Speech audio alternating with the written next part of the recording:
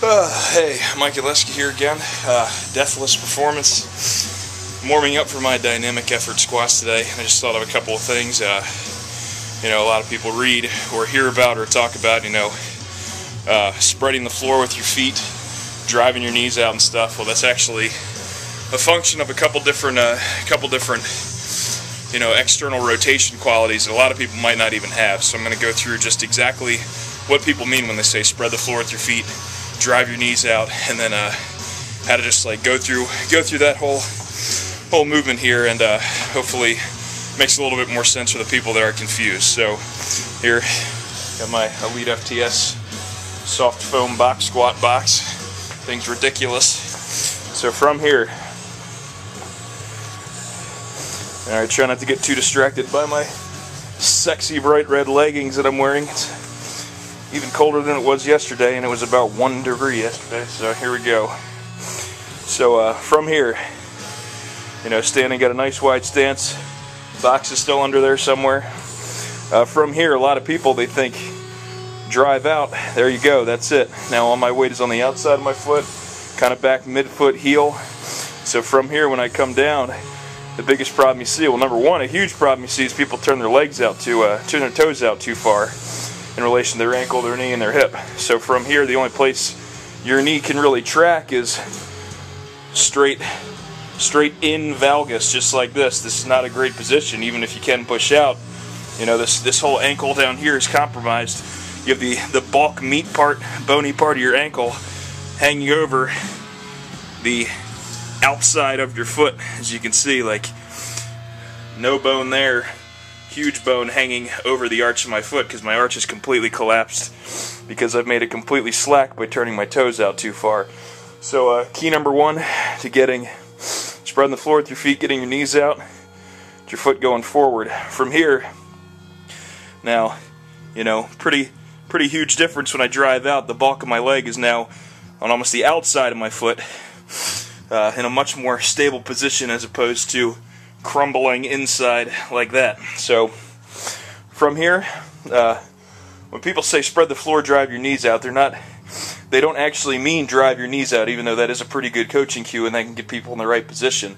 The bottom part of your leg, your whole tibialis here, should have a little bit of external rotation in it. Like I can turn it just a little bit, but that's just enough. You need to lock that in before you even start your descent or anything. So once you walk the bar out, once you take it out of the monolift, whatever you're working with, from right here, as you can see, I'm pushing out hard on my feet right now. My knee angle is still pointing straight out in front of me. So from here, down, it's almost more turning into almost like a leg press, and I've got a ton of pressure on my hip flexor and my internal rotators and stuff when I come back up. So that is not.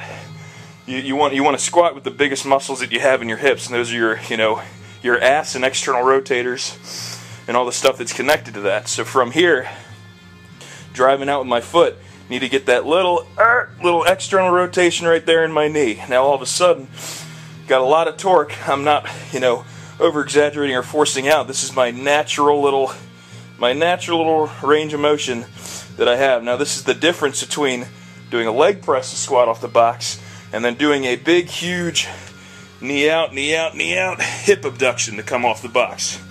Very, very big difference. Just something to think about. Let me go find a lacrosse ball real quick. I can say a little tiny drill to loosen up all your tibial external rotation, which is pretty much just the outside of your knee right here, like right where your your LCL, FCL, your IT band rolls in right here. Big piece of your calf meets up, comes right there. So right back here, I'll show you something real quick. Like I said, as soon as I can find a piece of equipment to demonstrate.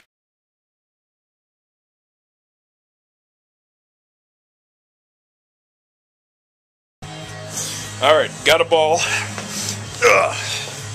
You should really do this on the floor, but just for demonstrating purposes, because I've got about 10 by 10 square feet here of just crowded nothingness, so it's kind of hard to get a good camera angle with this stuff. So alright, here, let me show you this real quick.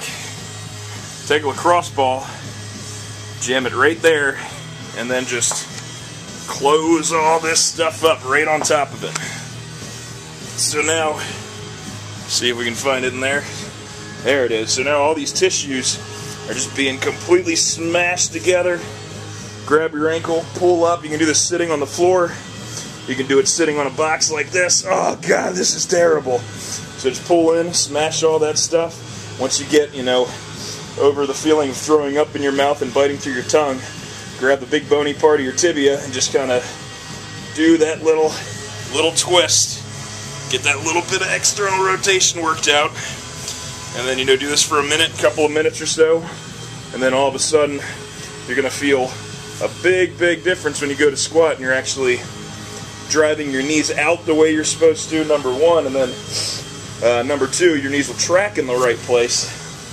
More midfoot out, externally rotating from your hip than just squatting down, doing a leg press, and moving the bar back up, because it's a lot more complicated than that. So, yeah, something to think about. Nothing too crazy, short little video.